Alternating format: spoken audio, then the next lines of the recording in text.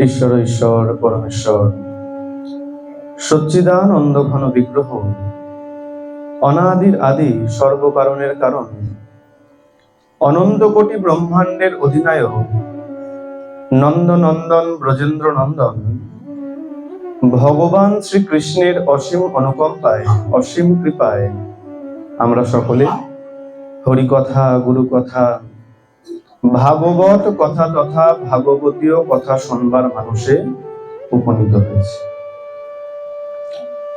মহারাজজি খুব সুন্দর বলছিলেন, সবসময় তো শোনার সৌভাগ্য হয় না, আজ কৃপা হয়েছে রাধা মাধবের, কিঞ্চিত শ্রবণ করলাম সাক্ষাতে বসে। তিনি বলছিলেন, সেই প্রসঙ্গ টেনেই ব্রহ্মাকে প্রশ্ন করা হয়। পদ্মপুরাণে খুব সুন্দরভাবে ব্রহ্মাকে প্রশ্ন করা হয়েছে। সেখানে ব্রহ্মাকে বলা হচ্ছে, কলৌ নৃণাম ভবেৎ কেনা মোক্ষ বৈ কথয়ঞ্চ মে অল্পেনাপি চ পুণ্যানি মর্তাশ্চল্পয়ুষো যতঃ। ব্রহ্মাকে পদ্মপুরাণ ব্রহ্মখণ্ডে প্রশ্ন করা হলো, এই কলির জীবের আয়ু কম, আর আয়ু কম হওয়ার কারণে কলির জীবের পুণ্যের ঝুলিতে পুণ্যের সংখ্যাও কম। গত যুগে যদি আপনারা দৃষ্টিপাত করেন তাহলে দেখবেন আয়ু ছিল অনেক বেশি, 10,000, 1,00,000। ঋষিদের কথা তো শ্রবণ করা যায়, লক্ষ লক্ষ বছর তারা তপস্যাই করেছেন, তাহলে তাদের আয়ু আরো কত বেশি ছিল। কিন্তু আমাদের আয়ু কম, আর আয়ু কম হওয়ার কারণে সাধন ভজন করে পুণ্য সঞ্চয়ের সম্ভাবনাও কম। তাহলে আমাদের মুক্তি হবে কি করে? ব্রহ্মাকে প্রশ্ন করা হলো যে কলির জীবের তাহলে মুক্তির সহজ পথ কি? ব্রহ্মা আন কোনো কথা বলেনি, সোজা একটাই কথা বলেছে, সাধু সঙ্গাত ভবেদ বিপ্রা শাস্ত্রানাম শ্রবণম যতঃ হরি ভক্তি ভবেৎ তস্মাৎ তত জ্ঞানম তত গতি। ব্রহ্মা বলেনি যজ্ঞ করো, ব্রহ্মা বলেনি পুজো করো, ব্রহ্মা একটাই কথা বললেন, সাধু সঙ্গাত ভবেৎ বিপ্রা। যেখানে সাধু সঙ্গ হবে সেখানে গিয়েই যদি বসে যাও তাহলেই তোমার মুক্তি আর মুক্তি। প্রেম সে বলো। ধ্বনি একটু যদি ঠিক মতো না পড়ে তাহলে কিন্তু উৎসব মনে হবে। ঠান্ডায় ঠান্ডায় উৎসব ভালো লাগে না? হ্যাঁ, কদিন আগে ক্রিসমাস করেছেন না, লাল টুপি পরে সান্টা দাদু হয়ে এরকম চুপচাপে বসেছিলেন, বলেন না ডিজে চালিয়ে একদম আচ্ছা রকম। আর এখানে যখন বাৎসরিক উৎসব হচ্ছে এই বেলায় সব চুপচাপ, হ্যাঁ, সবাই মিলে প্রেম সে বলো। আর বলে বাবা এত ঠান্ডা হয়ে গেছে, চাদরের ভেতর থেকে হাত বেরোচ্ছে, প্রসাদ নেওয়ার সময় হাত দেখবেন দুটো বেরিয়ে যাবে। সবাই মিলে দোনো হাত তুলে, না হলে উৎসব মনে হয়? বাড়িতে ছেলের বিয়ে চুপচাপে বসে থাকলে তো আনন্দ হবে। হ্যাঁ, ব্রহ্মাকে জিজ্ঞাসা করা হলো, ব্রহ্মা একটাই কথা বললেন, ব্রহ্মা বললেন সাধু সঙ্গ করো। এখন প্রশ্ন হতে পারে সাধু সঙ্গ করলে কি হবে? সাধু সঙ্গ করলে পরেই তোমার মুক্তি বলা হলো, তাহলে কি করে সম্ভব? ভালো করে শোনো। এক চোরের ছেলে, চোর বাবা তার ছেলেকে খুব ভালো উপদেশ করেছেন। বলে শোন বাবা, আর যাই করিস, ধরা যদি পড়িস, সত্য কথা মিথ্যা কথা যে করে বলেই বাজবি ঠিক আছে, কিন্তু ভুল করেও কখনো সাধু সঙ্গে গিয়ে বসবি না। বলে কেন? বলে সাধু সঙ্গে বসলে পরেই যত সর্বনাশ। এখন যথারীতি বাবা বলে গেছে, চোরের ছেলে চোর হয়। বর্তমানে এরকমই তো, ডাক্তারের ছেলে ডাক্তার বানাতে চায়, ইঞ্জিনিয়ারের ছেলে ইঞ্জিনিয়ার বানাতে চায়, পাঠকের ছেলে পাঠক হয়, আর চোরের ছেলে হয়। বানিয়েছে, বাবা চলে গেছেন, মারা গেছেন, ছেলে সিদ্ধহস্ত হয়েছে, ধরা পড়ে গেছে। ধরা পড়েছে কিভাবে? তার মধ্যে একটু রহস্য রয়ে গেছে।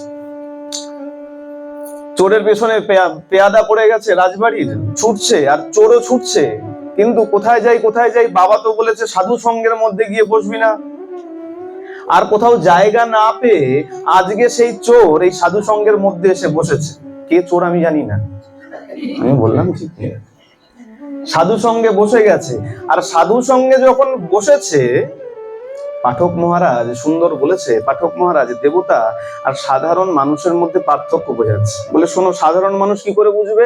সাধারণ মানুষের ছাওয়া পড়ে, দেবতা দেবী এদের ছাওয়া, এই কথাটা ওর কানে লেগে গেছে। এখন সাধু সঙ্গ ভেঙে গেছে, ও পালাতে চেষ্টা করেছে, পালাতে পারেনি, পেয়াদা ধরে নিয়েছে, রাজার গাড়িতে নিয়ে গেছে, রাজার বাড়িতে নিয়ে গিয়ে কারাগারে আটকে রেখে দিয়েছে। এখন বাবা বলেছে আর যাই করিস, সাধু সঙ্গে গেছিস যাবিও না, আর সত্য কথা একটু কম বলার চেষ্টা করবি, যত পারবি মিথ্যা বলে বাঁচার চেষ্টা করবি, ভালো কথা। রাজা জিজ্ঞাসা করেছে চুরি করেছো? বলে না মহারাজ, চুরি করি। আচ্ছা বেশ, আটকে রেখে দিয়েছে। এবার মন্ত্রিসভা বসেছে, বলে কি করে বোঝা যাবে কে আসল চোর?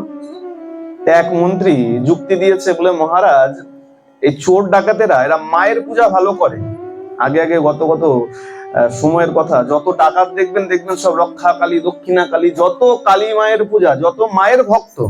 বলে একজনকে দেবী বানিয়ে পাঠিয়ে দিন, আর মা গিয়ে জিজ্ঞাসা করলে সত্য কথা বেরিয়ে যাবে। বলে আচ্ছা, একজনকে মায়ের মতন সাজিয়ে পাঠিয়ে দিয়েছে কারাগারে।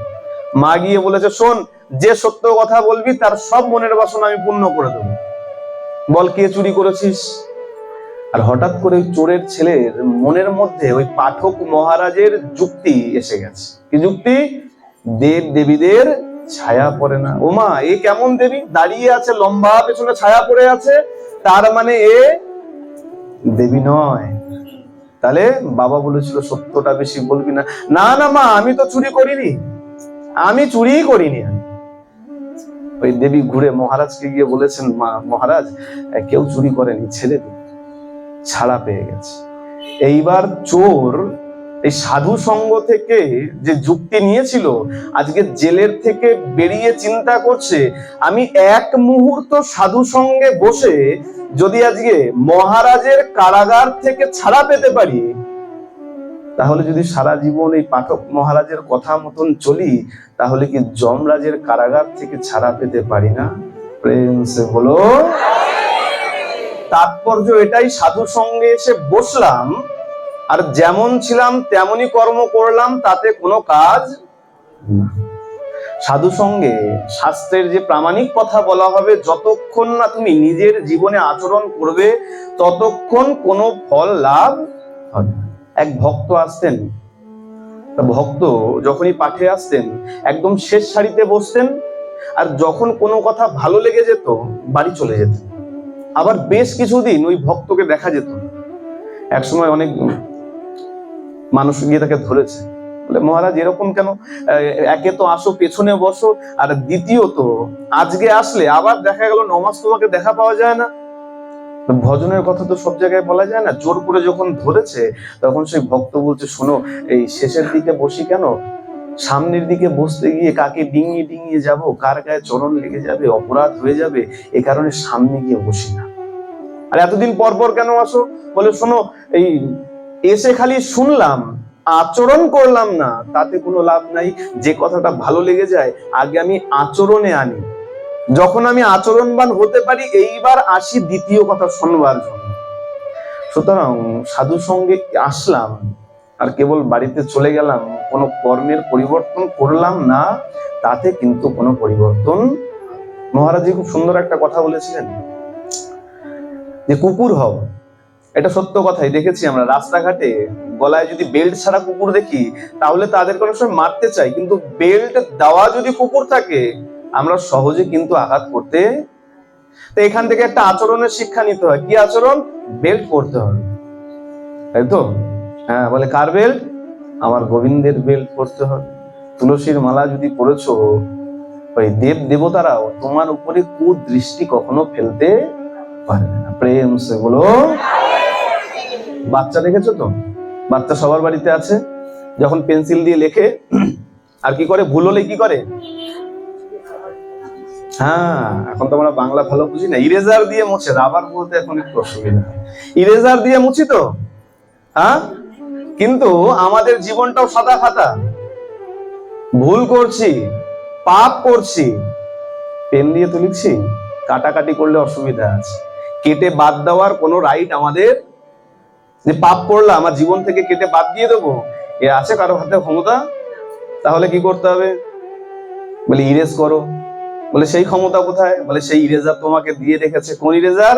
বলে প্রেম সে রাধে রাধে বলো, আর জীবনে যত পাপ আছে সেগুলোকে ডলে ডলে মুছে ফেলো। প্রেম সে বলো, জানবে যত যত জয় নিতাই, জয় গৌর, জয় কৃষ্ণ, জয় রাধে বলবে, এটাও ইরেজারের মতন জীবনের ওই একটা একটা করে পাপ ঘষে ঘষে মুছতে থাকবে।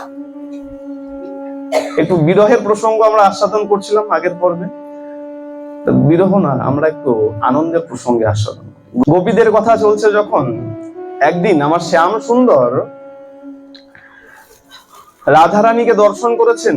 রাধারানীকে কিন্তু সাধারণভাবে দর্শন করা যায় না। রাধারানীকে দর্শন করতে গেলে মোটামুটি 5-7টা দরজা অতিক্রম করে তারপরে গিয়ে রাধারানীকে দর্শন করতে হয়। গোবিন্দকে তুমি যেমন তেমন ভাবে পেয়ে যেতে পারো, রাধারানীকে অত সহজে পাওয়া। গোবিন্দ যায়, লুকিয়ে লুকিয়ে দর্শন করতে যায় কুঞ্জ মন্দিরে। আর যখন বেরিয়ে আসে, সখীরা প্রথমে বুঝতে পারে না, বহুরূপী সাজে যায়, বিভিন্ন রকম সাজ নিয়ে যায়। একদিন ললিতা আমার শ্যাম সুন্দরকে ধরে নিয়েছে। শ্যাম, রোজ তুমি যাও আমার সখীর সঙ্গে দর্শন করো, লুকিয়ে লুকিয়ে যাও, ছদ্মবেশে যাও, আমরা বুঝতে পারি না। আচ্ছা বেশ, আর তোমার সঙ্গে একটা শর্ত চুক্তি হোক, রোজ লুকিয়ে লুকিয়ে চুরি করে যাও। দেখো, বলে অনন্ত কোটি ব্রহ্মাণ্ডের মালিক, আর সেও কিনা আমার রাধারানীর দর্শনে যায় লুকিয়ে লুকিয়ে। কত বড় বুকের পাটা চিন্তা করো, লুকিয়ে লুকিয়ে যেতে হয়। চুক্তি কি হলো, শর্ত কি হলো? আগামীকাল মধ্যাহ্নের পূর্বে তুমি যদি নিজের বেশে যদি আমার রাধারানীর সঙ্গে সাক্ষাৎ করতে পারো, তাহলে তুমি জয়ী হলে, আর আমি পরাস্ত হলাম। আর আমি কথা দিচ্ছি, এরকম যদি হয় আমি সারা জীবন তোমার চরণের দাসী হয়ে থাকব। কে দিলেন? ললিতা সখী। বলে শর্ত মঞ্জুর করো। এক পক্ষ শর্ত দিলে তো হবে না, আরেক পক্ষকে অ্যাকসেপ্ট করতে হবে। গোবিন্দকে বলছে তুমি শর্ত মঞ্জুর করো, তুমি মেনে নাও যে শর্তে তুমি রাজি আছো। এখন যাদের মধ্যে অহংকার থাকে না, তারা সহজে দমিত হতে চায় না। এ কারণে বলে ছোট থেকে সন্তানকে সাধু গুরু বৈষ্ণবের প্রতি নমনীয়তা ভাব শিক্ষা দাও। আমাদের বাংলায় একটা প্রবাদ আছে, কাঁচায় না নোয়ালে বাঁশ, পাকলে করে টাস টাস। কঞ্চি যখন আছে তখন যদি বেকাতে চাও বেকবে, আর যদি একবার সে বড় হয়ে বাঁশ হয়ে গেছে, তাকে বেকাতে চাইলে ছোট থেকেই শিক্ষা দেওয়া উচিত, সাধু গুরু বৈষ্ণব। কিন্তু আমরা তো শিক্ষা দেই না। আমরা কি শিক্ষা দেই? তাড়াতাড়ি ঘুমিয়ে পড়, ওই দেখ ঝোলা নিয়ে সাধু আসছে, না হলে ঝোলায় ভরে নিয়ে চলে যাবে। তাই তো? এতে কি হয়? বলে সাধুর প্রতি বিরূপ প্রতিক্রিয়া তার মনের মধ্যে জাগে। এমন করা উচিত না। আজকে গোবিন্দ অ্যাকসেপ্ট করে নিয়েছে। অহংকার আছে তো গোবিন্দের মধ্যে, অ্যাকসেপ্ট করেছে। কি বলেছে? বেশ, কথা দিচ্ছি যদি আমি ঢুকতে না পারি, তাহলে আমি পরাস্ত হলাম, আর আমিও তোমাকে কথা দিলাম, আমিও সারা জীবন তোমার চরণের দাস হয়ে থাকব। একদম বড় সড় চুক্তি হয়েছে। যে হারবে মোটামুটি তার জীবন নিয়ে গল্প হয়ে যাবে। ললিতা সখী যদি হারে, রাধারানীর চরণের সেবা ছেড়ে দিয়ে গোবিন্দের চরণ নিয়ে পড়ে থাকতে হবে। আর গোবিন্দ যদি হেরে যায়, তাহলে ললিতার চরণের দাস হয়ে যেতে হবে। বলে বেশ, এখন গোবিন্দ চিন্তায় পড়ে গেছে, কি করা যায়। সখারা সবাই খেলছে, সবাই হুড়োহুড়ি করছে, কিন্তু আমার শ্যাম সুন্দর এক কোনায় চুপটি করে বসে রয়েছে। কেন? বলে মন লাগছে না। এখন সখারা দেখছে, কানাই যদি এসে খেলায় না যোগ দেয়, তাহলে তো আনন্দ লাগে না। তাহলে কি করা যায়? মধুমঙ্গল এই বিষয়টি লক্ষ্য করেছে। মধুমঙ্গল ব্রাহ্মণ সন্তান ছিলেন, সান্দীপনী মুনির পুত্র। তিনি আমার শ্যাম সুন্দরের কাছে, কানাইয়ের কাছে গিয়ে তাড়াতাড়ি বসে পড়ে বলছে, হ্যাঁ রে ভাই, কি ব্যাপার, তোর মুখ এত পাংশুটে কেন দেখায়? আর তুই যদি খেলতে না আসিস, আমাদের কি খেলতে ভালো লাগে? তোকে নিয়েই আমাদের আনন্দ, আর তুই যদি না থাকলি ভাই, তাহলে কি করে হয়? আয় ভাই, চল খেলবি। আজকে গোবিন্দ বলছে, দেখ আজকে খেলতে ভালো লাগছে না। বলে, কেন রে ভাই, তোর মধ্যে এত দুঃখের কারণ কি? বলে, শোন, একটা চুক্তি করে এসছি, এক শর্তে নাম লিখিয়ে এসছি। বলে, কিসের শর্ত? বলে, ললিতার সঙ্গে আজকে একদম বোঝাপড়ায় নেমে গেছি, যুদ্ধে নেমে গেছি। কেমন? বলে, এমন শর্ত দিয়েছি, একদম অবধারিত, আগামীকাল আমি পরাস্ত হব। বলে, ভাই চুক্তিটা তো আগে বল, আগে তো শর্তটা শুনি, কি ব্যাপার, কি বৃত্তান্ত, না হলে বুদ্ধি দেয় কি করে? বলে, ভাই এমন শর্ত, ও বুদ্ধি দিয়ে কোনো কাজ। কেন? বলে, নিজের রূপ নিয়ে যে ঢুকতে হবে, পুরুষ বেশে ঢুকতে হবে, অন্য কোনো বেশে নয়। বলে, আরে বৃত্তান্ত তো বল, কি ঘটনা? মধুমঙ্গলকে আমার শ্যাম সুন্দর বলছে, শোন ভাই, এই ললিতার সঙ্গে চুক্তি হয়েছে, আগামীকাল মধ্যাহ্নের পূর্বে নিজের বেশে ওই কুঞ্জ মন্দিরে প্রবেশ করে রাধারানীর সঙ্গে সাক্ষাৎ করতে হবে। বলে, তাতে? বলে, যদি পরাস্ত হই, আমি শর্ত মঞ্জুর করেছি, আমি তাহলে রাধারানীর চরণ ছেড়ে আমি ললিতা সখীর চরণের দাস হয়ে যাব। আর যদি ললিতা পরাস্ত হয়, তাহলে আমার চরণের দাস হবে। কিন্তু প্রশ্ন এখন, আমি প্রবেশ করব কি করে? ললিতার কথা তো ছেড়ে দে ভাই, আমাকে বাঁচা।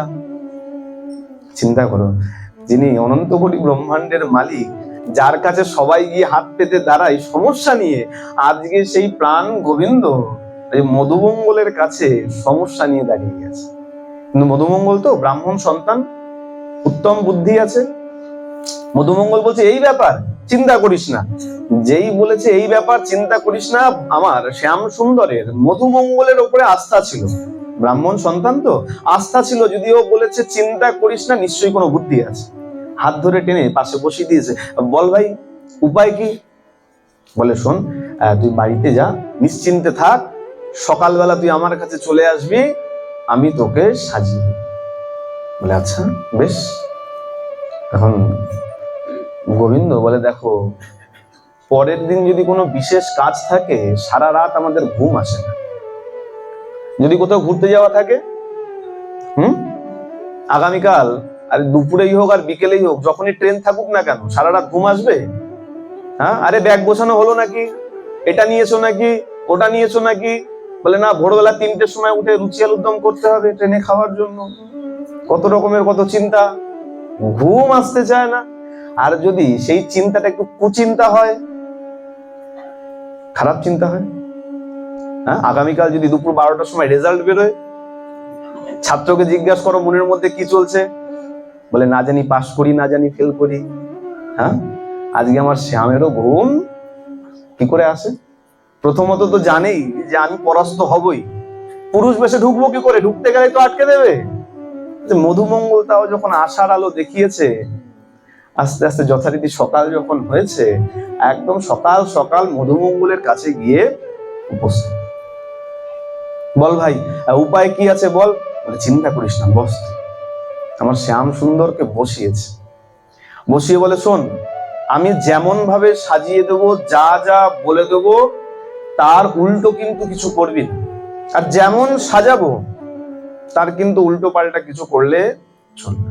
বলে, আচ্ছা বেশ ভাই, তুই যা বলবি তেমনই সাজবো, যা বলবি তাই বলবো, তাই সই। কিন্তু বল, সাজাবি কি? বলে, এই যে প্রশ্ন করলে চলবে না, প্রশ্ন করলে চলবে না, চুপ করে বস। আমার গোবিন্দকে বসিয়েছে, বসিয়ে মাথায় কেশ বিন্যাস করে দিয়েছে। কোকড়ানো চুল তো, কত সুন্দর চুল। আজকে ওই কোকড়ানো চুলের মধ্যে কাঁচা পাকা চুল লাগিয়ে একদম বয়স্কের মতন করে দিয়েছে। আর মাথার মধ্যে একটা বড় পাগড়ি লাগিয়ে দিয়েছে, বড় একটা পাগড়ি লাগিয়ে দিয়েছে, আর একটা বড় ফতুয়া পরিয়ে দিয়েছে। আর আর যে ধুতি পরে, আমরা যেমন বড় করে ধুতি পরি, গোবিন্দ তার রকম ভাবে পরে না। গোবিন্দ খাটো করে হাঁটু পর্যন্ত ধুতি পরে। কেন? বলে, গোচারণে যাই, যদি পেঁচিয়ে পড়ে যায়, খাটো করে ধুতি পরিয়ে দেয়। কিন্তু আজকে মধুমঙ্গল কি করেছে? একদম চরণ পর্যন্ত ঝুলিয়ে ধুতি পরিয়ে দিয়েছে। বলে, হাত তোল, হাত উঁচু করেছে, বগল দাবায় একটা মোটা বই ঢুকিয়ে চেপে দিয়েছে। বলে শোন, আর যাই হয়ে যাক, বগল দাবা থেকে বই যেন না সরে, বই যেন বগল দাবায় থাকে। যা, তোকে সাজিয়ে দিয়েছি, আর চিন্তা করিস না। বলে দাঁড়া দাঁড়া, আর একটা বাকি আছে। কি করেছে? সুন্দর করে একটা মোচ লাগিয়ে দিয়েছে।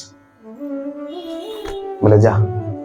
বলে ভাই, সব তো বুঝলাম, সাজালি যে সাজালি, কি সাজালি একটু বল, না হলে বুঝবো কি করে? বলে শোন, এই তোকে আমি জ্যোতিষ সাজিয়ে দিয়েছি। কি সাজিয়েছে? জ্যোতিষ সাজিয়ে দিয়েছি। বলে ভাই, অনেক কিছু সাজাতে পারতিস, জ্যোতিষ সাজালি কেন? বলে তোকে বলেছিলাম প্রথমে এত প্রশ্ন করবি না, এত উত্তর দিতে পারবো না। বলে ভাই রাগ করিস না, সাজিয়েছিস যখন একটু বলে দে, জেনে রাখা ভালো, না জানি কোথায় কোন বিপদে পড়ি, জেনে রাখি। বলে শোন, তুই যাচ্ছিস কোথায়? বলে কেন? কুঞ্জ মন্দিরে। বলে সেখানে কারা আছে? বলে সব নারী, ললনা, কন্যা, গোপী। বলে শোন, এই মায়েদের মধ্যে নিজের হাত দেখার, ভাগ্য দেখার একটা কৌতূহল আগেও ছিল, এখনো আছে, আর পরেও। আমি নিজের হাত দেখতে পারি না, অনেকে এসে বলে বাবা আমার একটু ভাগ্যটা বলে দাও, কেমন কি আছে, থাকে তো। এখন যদি এখানে পাঠ হচ্ছে, তো এই পাশের বিল্ডিং এ যদি একটা বড় জ্যোতিষী চলে আসে না, যদি একবার শুনতে পেয়ে যায়, তাহলে সবাই অর্ধেক হয়ে যাবে, সবারই অর্ধেক ওখানে চলে যাবে। না জানি আমার ভাগ্যে কি আছে, দেখে আসি। বলে আচ্ছা বেশ। বলে শোন, এই যে জ্যোতিষ সাজিয়ে দিলাম, একদম সোজা চলে যা, আর গিয়ে তুই প্রবেশ করে যা। এখন বলে যতই সাজিয়ে দিক আর যতই যাই করে দিক, মনের মধ্যে একটা ভয় কাজ করে। কেমন সাজালো, সত্যই যেতে পারবো কিনা, আর যদি ধরা পড়ে যাই, মান সম্মান কোথায় থাকবে। বলে ভাই এক কাজ কর, একটা বার আরশিটা একটু ধর না, আয়না, একবার আয়নাটা একবার ধর না, একবার একটু দেখে নিই যে আমাকে দেখতে কেমন লাগছে। এটাকে বলে সেলফ কনফিডেন্স। নিজের আত্মবিশ্বাস কতটা আছে, নিজেকে দিয়ে নিজেকে পরীক্ষা করে নেওয়া। একবার একটু দেখি। আর যখনই আরশি ধরেছে, ও মা, আরশি দেখে আমার শ্যাম নিজেকেই চিনতে পারছে না। আরে ভাই, এমন সাজিয়ে দিয়েছিস, আমি তো নিজেকেই চিনতে পারছি না। বলে বেশ বেশ, চললাম রে ভাই।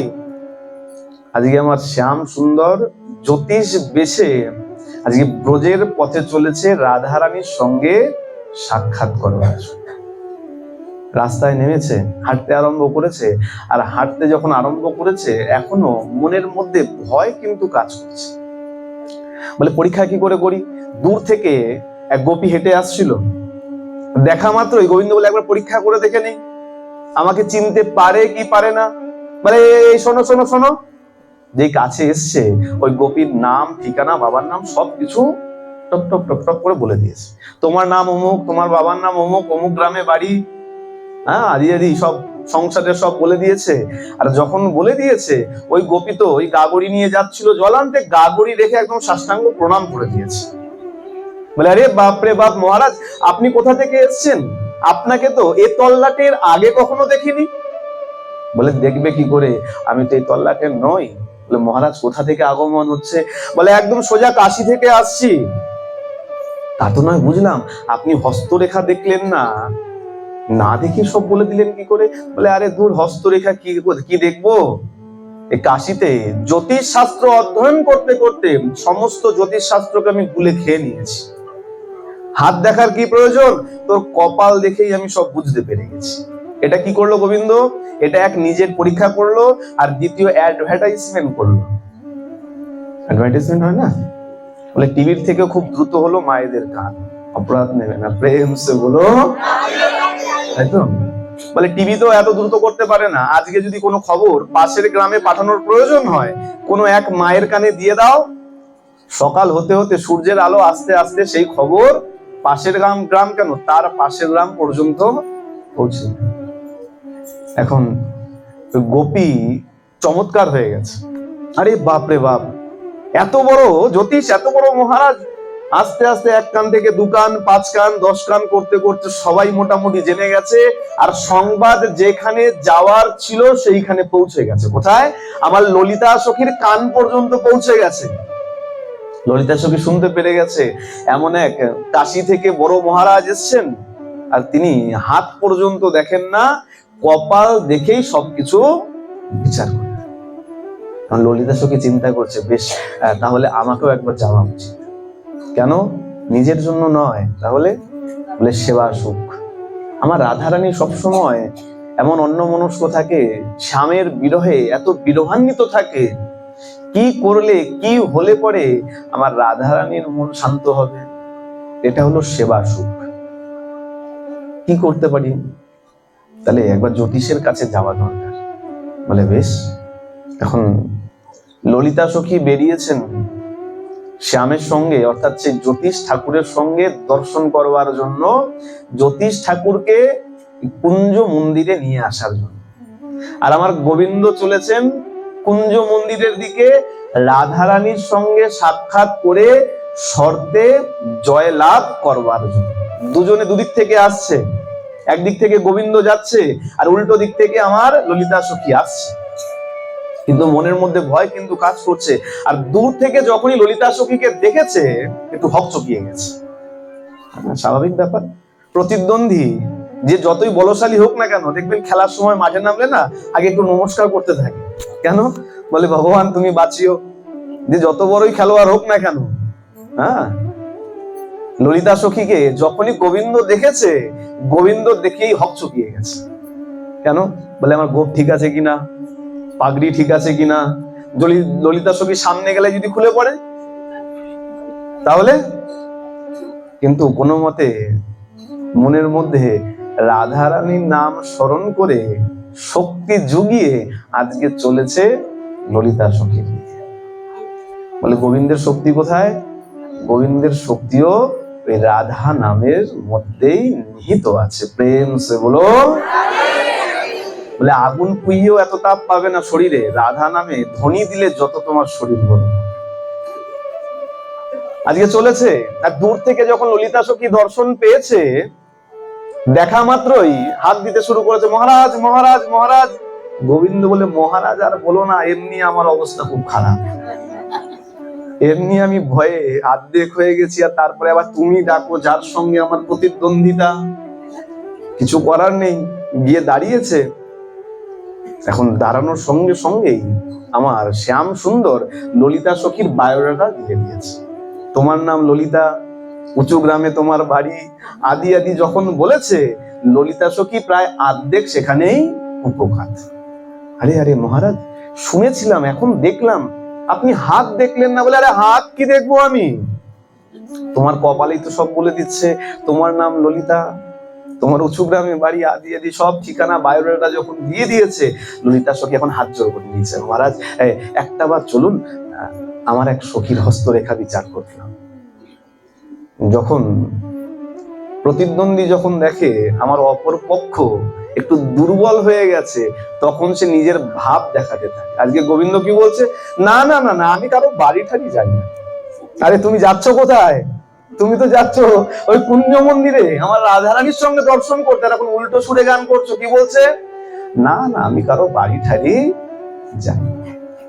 আবার মনে মনে এটাও আছে, বেশি ভাব দেখাতে গিয়ে যদি আমাকে ছেড়ে রেখে চলে যায়, তাহলে তো উল্টো বিপদ হয়ে যাবে। ললিতা সখী বলছে মহারাজ একটা বার চলুন। ললিতা সখীও তো কম যায় না, তিনিও জানে ব্রাহ্মণ একটু দক্ষিণার প্রতি দুর্বল হয়। একটু ভালো দক্ষিণা দিলে আপনার বাড়ির পুজোটা আগে করবে, পরেরটা পরে করবে। ভালোই পরেরটা আগে আসুক আর আপনারটা পরে আসুক।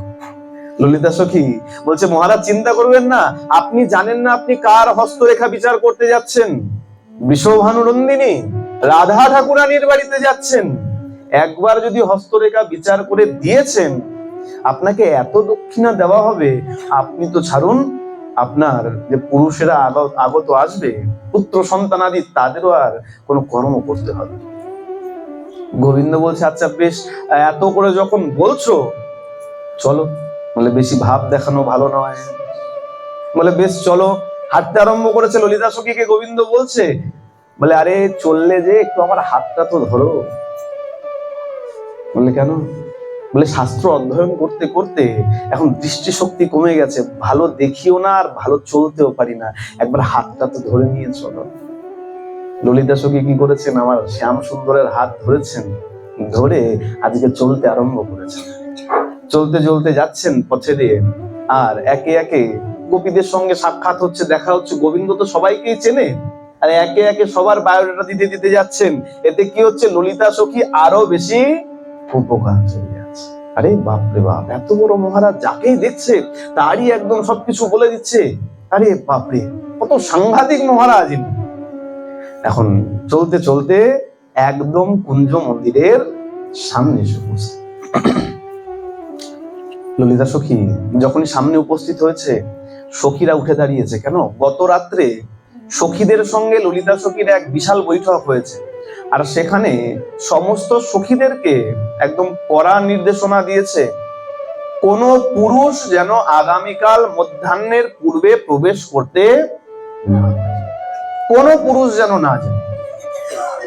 ললিতা সখী যেই মাত্র জ্যোতিষী মহারাজকে নিয়ে এসে দাঁড়িয়েছে, ওই প্রথম দ্বারের দাঁড়ি সেই সখীরা উঠে দাঁড়িয়েছে। ললিতা সখী বলে, এই বস বস বস। আরে আমি তো বলেছি কোনো পুরুষ যেন না যায়। আমি যখন কাউকে নিয়ে যাচ্ছি তাকে আটকাস কেন? আর এ তো আমাদের শ্যাম সুন্দর নয়, এ জ্যোতিষ মহারাজ, একে ছেড়ে দেবা পুতুরা। ছেড়ে দিয়েছে, প্রথম দ্বার টপকে গেছে। গোবিন্দ চিন্তা করছে বিশ্বাসটা আরেকটু নেওয়া দরকার। কেন? বলে সংসারে যাকে সব থেকে বেশি বিশ্বাস করবেন, সব থেকে বেশি তার কাছেই ঠকতে হবে। যাকে সব থেকে বেশি ভালোবাসবেন, আর এটা লিখে রাখুন, তার থেকেই সব থেকে বেশি আঘাত আপনাকে পেতে হবে। ছেলেকে মানুষ করি তো কত ভালোবাসা দিয়ে মানুষ করি, আর শেষে যখন মারা যাব না, ওই ছেলেই সবার প্রথমে আগুনটা আমার মুখে দেয়। এটা উল্টো দিক থাকলেও বাস্তব এটাই। যাকে সব থেকে বেশি ভালোবাসবে, সব থেকে বড় আঘাত সেই দেবে। খালি উল্টো এক জায়গাতে, যদি আমার গোবিন্দকে ভুল করেও একবার ভালোবেসে নিয়েছো, সেখান থেকে আনন্দই আর আনন্দ আসবে, সেইখানে তোমাকে কখনো দুঃখ পেতে হবে না। প্রেম সে বলো, আর একটু জোরে তো বলো। প্রথম দরজা পার হয়ে গেছে, চিন্তা করো না, ঢুকে গেছে। কিন্তু প্রথম দরজা যখন পার হয়েছে, গোবিন্দ একটু বিশ্বাস নিচ্ছে। আচ্ছা, মনে হচ্ছে তোমার মনের মধ্যে কোনো একটা উদ্বিগ্নতা কাজ করছে। তোমার মন স্থির নেই, চঞ্চল আছে, চিন্তাগ্রস্ত আছে। ললিতা সখী চিন্তা করছে, আমার নয় কপাল দেখে আমার বাড়ি, বাবার নাম আদি আদি সব বলে দিল, আমার মন যে অশান্ত, এটা বললো কি করে? আরে বাপরে বাপ, কত বড় মহারাজ, আমার মনের ভেতরে কি চলছে সেটাও বলে দিচ্ছে। আস্তে আস্তে এক এক করে দরজা পার হচ্ছে, হতে হতে সপ্তম দরজার আগে উপস্থিত আছে। গোবিন্দ চিন্তা করছে শেষ তীরটা চালিয়েই দেয়। কি তীর? বলছে, শোনো, আমি এতটুকু পর্যন্ত বিচার করে দেখেছি, আজকে এই ব্রজের ওই নন্দ মহারাজের বেটা ওই কানাইয়ের সঙ্গে তোমার কোনো প্রতিদ্বন্দ্বিতা আছে। যেমনি মাত্র বলে দিয়েছে যে শ্যামের সঙ্গে কানাইয়ের সঙ্গে তোমার প্রতিদ্বন্দ্বিতা আছে, ললিতা সখী বাকি যতটুকু মোহিত হওয়ার ছিল সম্পূর্ণটাই মোহিত হয়ে গেছে। বলে, মহারাজ আপনি এতদূর পর্যন্ত জানেন, আচ্ছা তাহলে একটু বলুন না জয়ী কে হবে? বলে, দেখো জয়ী তো পরে শুনবে, কিন্তু শোনো, আগে ভালো করে দাড়িদেরকে একটুখানি সতর্ক হতে বলো। কেন? বলে, দাড়িরা যদি অসতর্ক হয়, আর সেই ফাঁকে যদি তোমার ওই শ্যাম ঢুকে যায়। আচ্ছা আচ্ছা মহারাজ, আপনি একটু অপেক্ষা করুন, আমি সমস্ত দাড়িদেরকে আবার একটু সজাগ করে দিয়ে আসি। গোবিন্দ সপ্তম দরজার আগে দাঁড়িয়ে আছে, আর ললিতা সখী গেছে একে একে সব দরজায় পাহাড়িদেরকে একটু সতর্ক করবার জন্য, সবাই সজাগ থাকবি, কোন পুরুষ যেন ঢুকতে। যখন বলে এসছে, আসতে না আসতে দেখছে ওই জ্যোতিষ মহারাজকে যে দাঁড়িয়ে রেখে গেলাম, দাঁড় করিয়ে গেলাম, গেলেন কোথায়? দরজা খুলে দেখে আমার রাধারানীর চরণের নিচে ওই জ্যোতিষ মহারাজ বসে রাধারানীর হাত ধরে হাত টিপে টিপে কিছু একটা দেখছে। যেই দেখেছে, হাত টিপে টিপে দেখছে, একটু চাপ দিয়েছে, জোরে, একটু জোরে চাপ দিয়েছে। কেন? রাধারানীকে বোঝাবার জন্য, চিন্তা করো না, আমি এসে গেছি। একটু জোরে চাপ দিয়েছে। আর আমার ললিতা সখী হলেন অতন্দ্র প্রহরী, রাধারানীকে সবসময় চোখে চোখে রাখেন। এই যে ঈষৎ চাপ দিয়েছে, এটাও কিন্তু এই চোখের আড়াল করতে পারে। ললিতা সখী চিৎকার করে উঠেছে, আরে মহারাজ, এটা কি করলে তুমি? হাত ধরে চাপ দিলে কেন? বলে না না, আসলে শোনো ব্যাপারটা কি হয়েছে, এই শাস্ত্র অধ্যয়ন করতে করতে না চোখের জ্যোতিটা কমে গেছে, তাই তোমার সখীর হাতের রেখা এত সূক্ষ্ম, ভালো করে চাপ না দিলে বুঝতে পারছি না কোন রেখা কি বলতে চাইছে। বলে এতক্ষণ তো বেশ ভালো দূরের থেকে আমাদের কপাল দেখে বলছিলে, আর এখনই হাত দেখতে হলো। বলে না না সখী শোনো, এইখানে বিষয়টা একটু জটিল আছে, তোমাদের গুলো হালকা পাতলা ছিল, এইখানের বিষয়টা জটিল আছে। এখানেও যা দেখছি, এই যে তোমার যে সমস্যা, তোমার সখীর সমস্যাও প্রায় একই রকম। তোমার সঙ্গে প্রতিদ্বন্দ্বিতা আছে শ্যাম সুন্দরের, আর তোমার সখী চাইছে কতক্ষণে সেই শ্যামের সঙ্গেই মিলন হবে। তুমি প্রতিদ্বন্দ্বিতা করে রেখেছো, আর তোমার সখী চাইছে কতক্ষণে আসবে আর কিন্তু শোনো, একটা ঘটনা যেটা দেখতে পাচ্ছি তোমার সখীর হাত থেকে, যার সঙ্গে তোমার প্রতিদ্বন্দ্বিতা, সে নন্দের বেটা, সে ইতিমধ্যে প্রবেশ করে গেছে। প্রেম সে বলো। এখন চিন্তা করুন, যার সঙ্গে প্রতিদ্বন্দ্বিতা, সে যদি শোনে প্রবেশ করে গেছে, যার জন্য এত পাহারা, আজকে তার কি অবস্থা হতে পারে? চঞ্চল হয়ে উঠেছেন ললিতা সখী। আরে মহারাজ কি বলছেন, প্রবেশ করেছে তো কোথায় আছে? বলে সে একে একে সব দরজা পার করে তার যে জায়গা, সেই জায়গা সে নিয়ে নিয়েছে। আমার গোবিন্দের স্থান কোথায়? বলে গোবিন্দ চিন্তা করে কতক্ষণে রাধারানীর সেবা করবে, আর রাধারানী চিন্তা করে কতক্ষণে গোবিন্দের সেবা করবে। সুতরাং আমার রাধারানীর চরণ যুগলের কাছে স্থান হচ্ছে আমার শ্যাম সুন্দরের।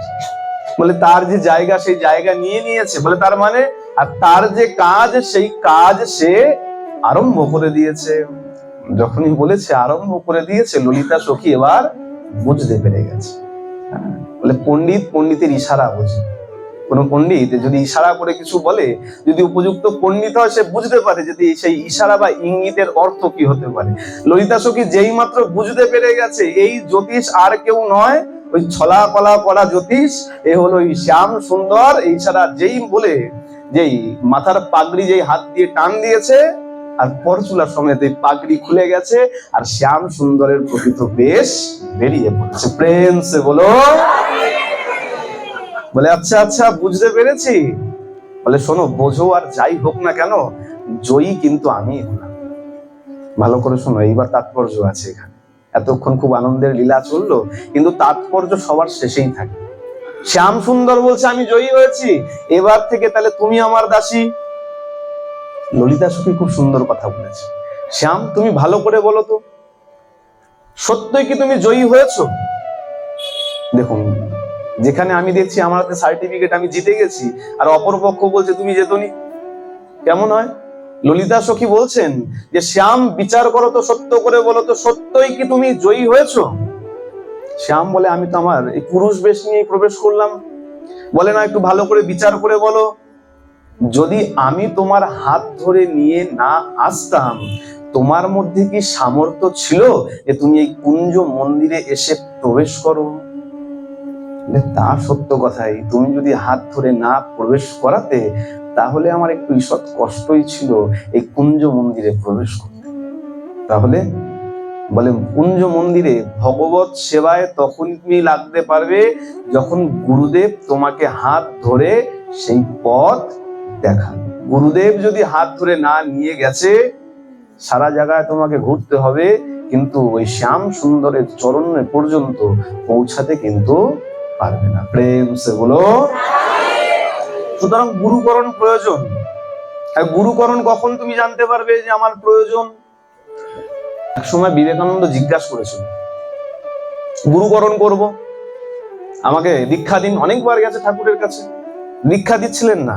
এক সময় কি করেছেন, স্বামী বিবেকানন্দকে জলের মধ্যে ঠেলে ফেলে দিয়েছে, জলের মধ্যে ঠেলে ফেলে দিয়েছে, আর হাবুডুবু খেতে লেগেছে। যখন খুব হাবুডুবু খাচ্ছে, আর পাশে কাউকে নামতে দিচ্ছে না, কাউকে নামতে দিচ্ছে না, কি করেছে, আস্তে করে একটা ডাল ঠেলে দিয়েছে, গাছের ডাল ঠেলে দিয়েছে। আর যখনই ঠেলে দিয়েছে, স্বামীজি যখনই এই গাছের ডালটাকে শক্ত করে ধরে বাঁচার চেষ্টা করছে, তখন ওই রামকৃষ্ণ পরমহংসদেবের যে আরো শিষ্যরা ছিলেন, তারা তাড়াতাড়ি নেমে গিয়ে স্বামীজিকে তুলে নিয়ে এসেছে। বলে বুঝলি, বলে ঠাকুর বুঝলাম না। বলে যতক্ষণ না তোর মনের মধ্যে এই ভাব আসবে যে এই কলিরূপ সমুদ্রের মধ্যে, সংসার সমুদ্রের মধ্যে তুই হাবুডুবু খাচ্ছিস, তোকে ওঠা উচিত, তোকে বাঁচা উচিত, আর বাঁচার জন্য কাউকে একটা আশ্রয় করা উচিত, ততক্ষণ পর্যন্ত দীক্ষা নিয়ে কোনো কাজ হবে না। বলে তাহলে আমাদের কি এখনো সময় হয়নি? তুমি বুঝে দেখো, সংসার যাতনা কি তুমি ভোগ করছো না? সংসারের মধ্যে হাবুডুবু কি তুমি খাচ্ছ না? বলে হ্যাঁ বাবা খাচ্ছি, কিন্তু হাবুডুবু খেয়েও এখনো পর্যন্ত আশ্রয়কে আঁকড়ে ধরার মতো মানসিক প্রবৃত্তি এখনো আমাদের মধ্যে সৃষ্টি হয়। সৃষ্টি কখন হবে? বলে সাধু সঙ্গে আসলেই তুমি জানতে পারবে, বুঝতে পারবে যে হ্যাঁ, তুমিও যে যাতনা ভোগ করছো সেটা কলির যাতনা, এই সংসার রূপ এই সমুদ্রের যাতনা।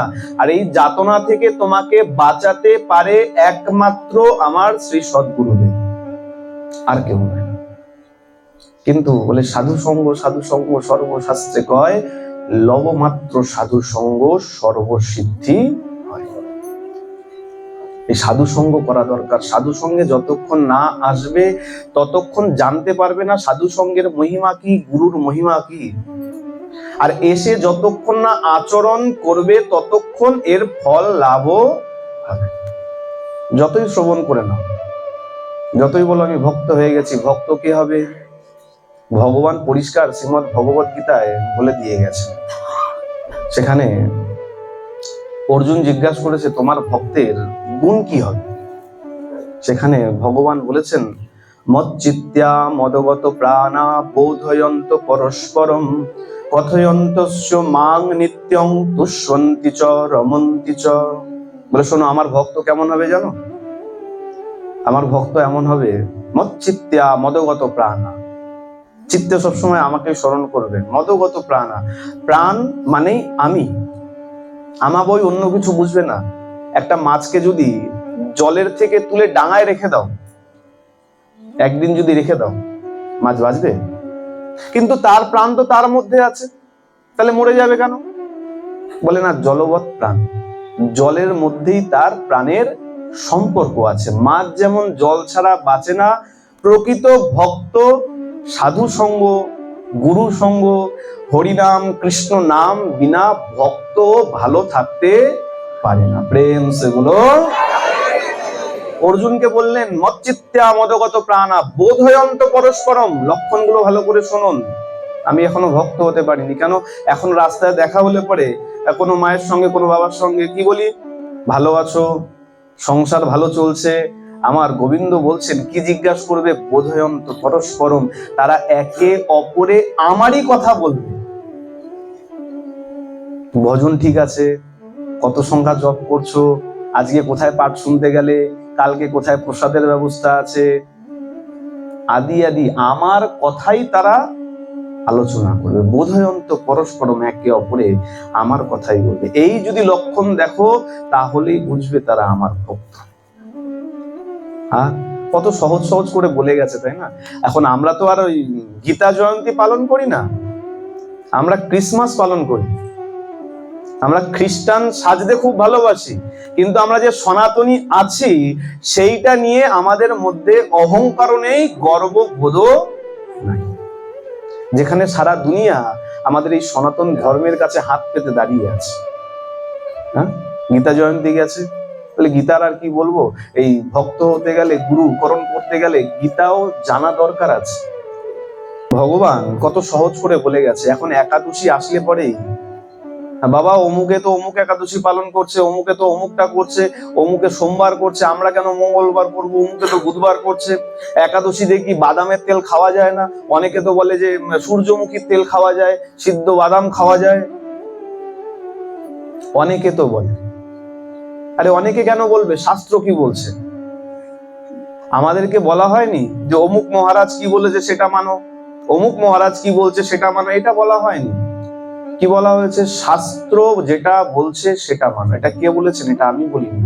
অর্জুন জিজ্ঞাসা করেছিলেন, আমার কর্তব্য কি আর অকর্তব্য কি? কত সহজ দেখুন, প্রশ্ন কত সহজ, উত্তরও কত সহজ। অর্জুন জিজ্ঞাসা করেছেন। অর্জুন কেন জিজ্ঞাসা করেছেন?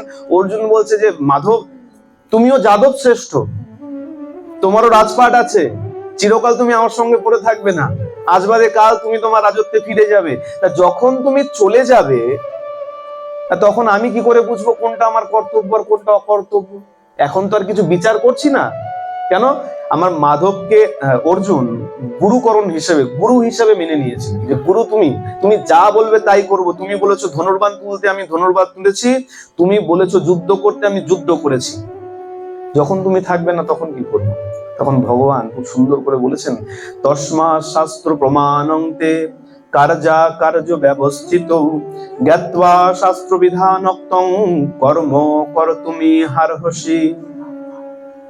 16 অধ্যায় একদম শেষ দুটো শ্লোক 23 আর 24 বাড়িতে গিয়ে খুলে দেখে নেবেন। সেখানে ভগবান সুন্দর করে বললেন, তস্মা শাস্ত্র প্রমাণন্তে কার্যা কার্য ব্যবস্থিত। শাস্ত্র তোমাকে যেটা করতে বলেছে সেটাই তোমার কর্তব্য, আর শাস্ত্র তোমাকে যেটা করতে মানা করেছে সেটাই অকর্তব্য। কত সহজ কথা বলে গেছে, কিন্তু আমরা কেবলমাত্র সিংহাসনে গীতাটাকে রেখে ফুল চন্দন দিতে দিতে দিতে দিতে এরকম মোটা হয়ে গেছে, পৃষ্ঠা উল্টে একবার দেখার সময় হয়নি যে অর্জুনকে দাঁড়া করিয়ে আমার প্রাণ গোবিন্দ আমাদের জন্য কি উপদেশ দিয়ে গেছে। কত সহজ করে বলে গেছেন যে শাস্ত্র যেটা তোমাকে করতে বলেছে সেটাই কর্তব্য, আর শাস্ত্র যেটা করতে মানা করেছে সেটাই তোমার অকর্তব্য। তারপরে আমরা এদিক ওদিক ছোটাছুটি মারামারি এইসব নিয়েই আছি। একাদশী একাদশী একাদশী, আর একাদশীর দিন একটু মন দিয়ে শুনবেন, একটু শুনতে খারাপ লাগবে কিন্তু একটু শুনুন। একাদশীর দিন যদি মনে হয় যে সূর্যমুখী তেল না হলে চলছে না, একাদশীর দিন যদি মনে হয় বাদাম সেদ্ধ না হলে হবে না, তাহলে অমন একাদশী না করাই ভালো। তার থেকে ভালো তুমি ওই পঞ্চশস্য আহার করে নাও। একাদশীর দিনও যদি ইন্দ্রিয়কে সংযম করতে না পারলে, ওই একটা দিন যদি বাদাম সেদ্ধ না খেয়ে না চললো, তাহলে অমন একাদশী না করাই ভালো। কোনো শাস্ত্রে বলা হয়নি যে তেল আহার করতে পারো, ভালোই সেটা সূর্যমুখীর হোক আর ভালোই বাদামের হোক। শাস্ত্রে বলা আছে অতিরিক্ত তুমি যদি চাও, খুব বেশি থেকে বেশি ঘৃত ব্যবহার করতে পারো, সন্দব লবণ ব্যবহার করতে পারো, গোলমরিচ ব্যবহার করতে পারো, কিন্তু যে কোনো তেলই হোক না কেন, যেই তেল হোক না কেন, কোনো তেল ব্যবহার করার কোনো কথা কোনো শাস্ত্র কিন্তু দেয়। আর সেই কথাই যখন ভগবান বললেন যে শাস্ত্র যেটা করতে বলেছে সেটা করো, আর যেটা করতে বলেনি সেটা করো না, তাহলে আমার মনে হয় একাদশীর দিন কোন রকম তেল আহার করাই। আর বাকি থাকলো গুরুকরণের কথা। গুরুদেবের যেটা আজ্ঞা আছে, সোমবার করব, মঙ্গলবার করব না বুধবার করব, দুটো একাদশী পড়ে যায়, অনেক সময় দুদিনে পড়ে যায়, তখন কোনটা করব? সহজ পথ।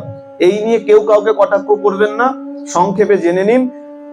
গুরুদেব যেই দিন আপনাকে নির্ধারণ করে দিয়েছে, আপনি যে গুরুর আশ্রিত, গুরুদেব যদি বলেছে সোমবার, তাহলে তোমাকে সোমবারই একাদশী করা উচিত। গুরুদেব যদি বলেছে মঙ্গলবার, তাহলে মঙ্গলবারই করা উচিত।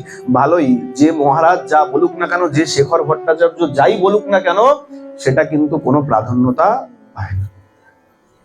আপনার গুরুদেব যেটা বলেছে, গুরুদেবের বাক্য শিরোধার্য, গুরুদেব শেষ কথা। গুরুদেব যদি বলেছে এটা ঠিক, গুরুকরণ হয়ে গেলে সেই কথাকেই প্রাধান্যতা দিয়ে তোমাকে চলতে হবে।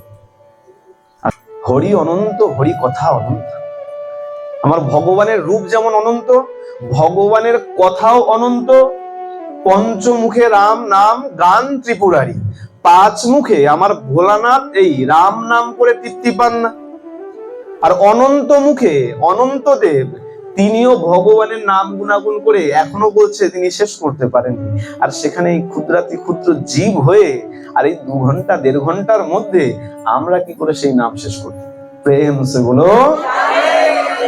আরে পাপ তো একটু মোছো, একটু জোরে জোরে তো ঘষো, একটু জোরে জোরে তো বলো, সবাই মিলে দুটো হাত তুলে। না উৎসব মনে হয় নাকি এত কষ্ট করে এত উৎসবের আয়োজন করা? হ্যাঁ, আসো এখানেই আজকের মতন এই ভাগবতের কথা বিশ্রাম নিচ্ছি। শ্রী গুরু প্রেমানন্দে নিতাই গৌর সীতানাথ হরি হরি বল। শ্রী শ্রী সাধু গুরু বৈষ্ণব প্রেমানন্দে হরি হরি বল। শ্রী শ্রী রাধা গোবিন্দ প্রেমানন্দে হরি হরি। জয় শ্রী রাধে।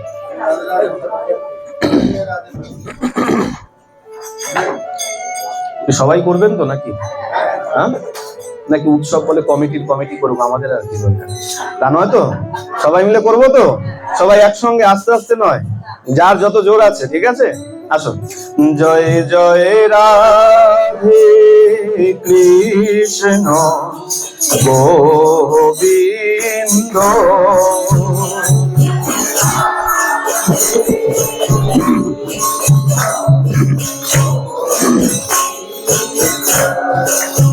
ও রাধে গোবিন্দ, ও রাধে গোবিন্দ,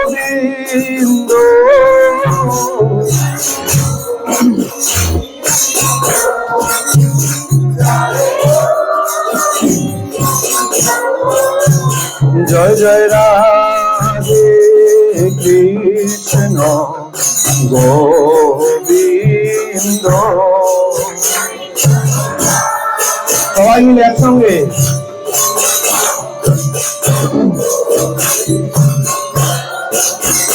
জয় জয় শ্যাম সুন্দর মদন মোহন বৃন্দাবন চন্দ্র, জয় জয়।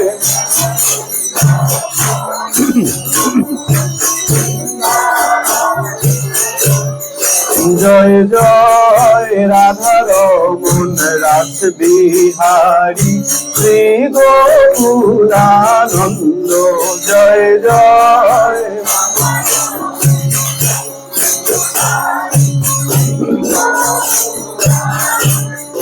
জয় জয় রাধা কান্ত রাধা বিনোদ শ্রী রাধে গোবিন্দ,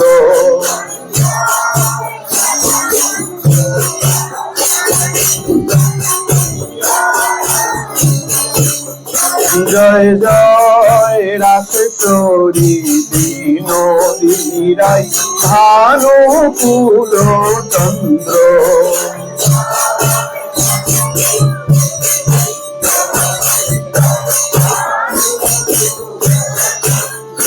জয় জয় ললিতা বিশখায়াদি যত সখী বৃন্দ,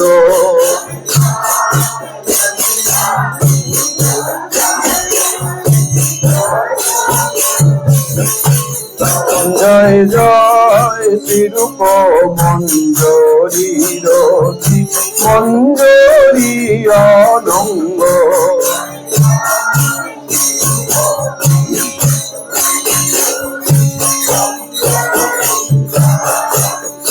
জয় জয় পৌর্ণমাসী কুন্দলতা জয় অভিরা বৃন্দ,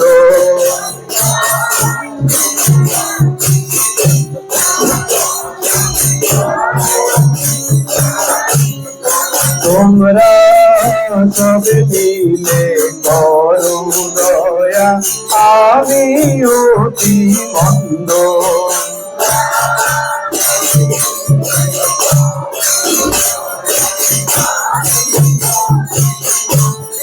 তোমরা কৃপা করে দাও হে দুর্বল চরণার বৃন্দ,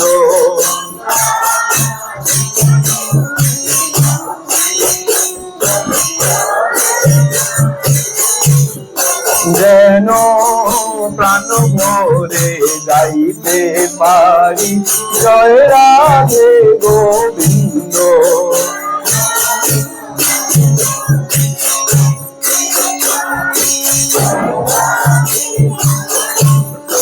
যেন আকুল প্রাণে গাইতে পারি জয় রাধে গোবিন্দ,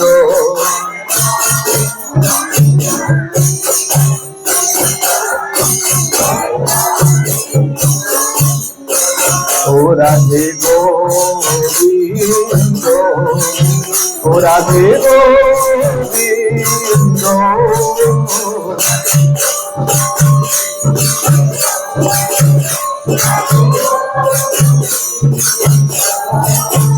জয় জয় রাধে কৃষ্ণ গোবিন্দ।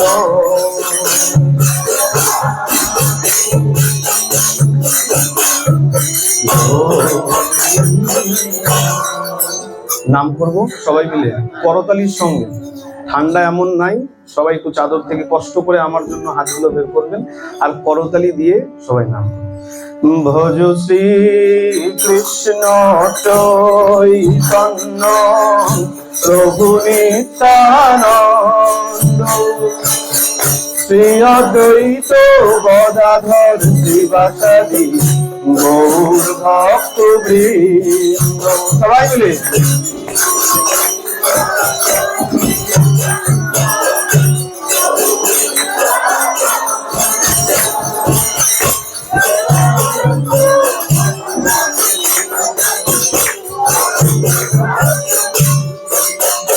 এই পঞ্চ তত্ত্ব গৌর ভক্ত করিয়া স্মরণ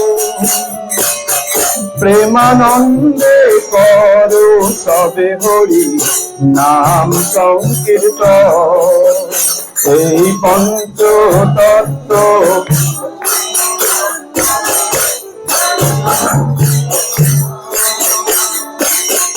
প্রেমানন্দে করো সবে হরি। হরে কৃষ্ণ কৃষ্ণ কৃষ্ণ হরে হরে, হরে রাম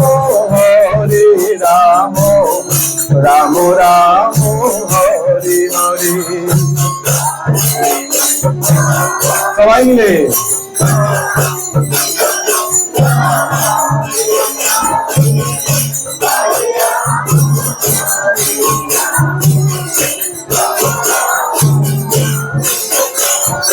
হরে কৃষ্ণ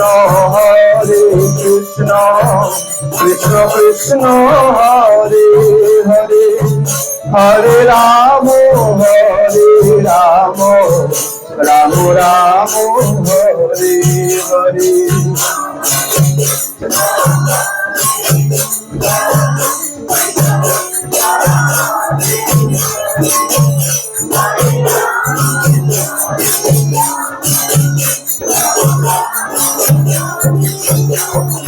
হরে কৃষ্ণ কৃষ্ণ কৃষ্ণ হরে হরে, হরে রাম রাম রাম হরে হরে।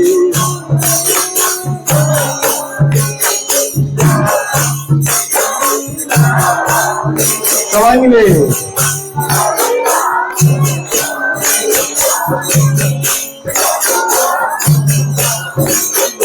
হরে কৃষ্ণ কৃষ্ণ কৃষ্ণ হরে হরে, হরে রাম রাম রাম হরে হরে, হরে কৃষ্ণ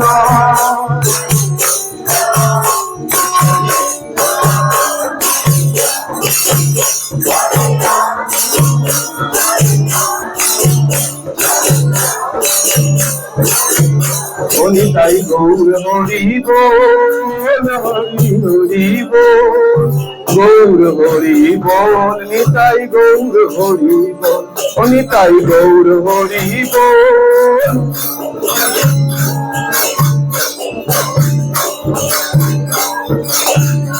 নিতাই গৌর হরি বল, হরি হরি বল, শ্রী অদ্বৈতের বল, শ্রীবাস গদাধরের বল, আমার গৌর হরি বল। শ্রী অদ্বৈতের বল, শ্রীবাস গদাধরের বল, হরি বল হরি বল হরি বল হরি বল হরি বল হরি বল হরি বল, হরি বল।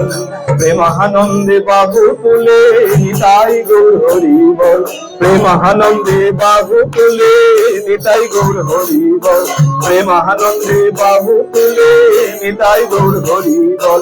আর কিছু নাই বলার বল, নিতাই গৌর হরি বল, আর কিছু নাই বলার বল, নিতাই গৌর হরি বল। ভব পারের সম্বল, নিতাই গৌর হরি বল, ভব পারের সম্বল, নিতাই গৌর হরি বল। হরি বল, হরি বল, হরি বল, হরি বল।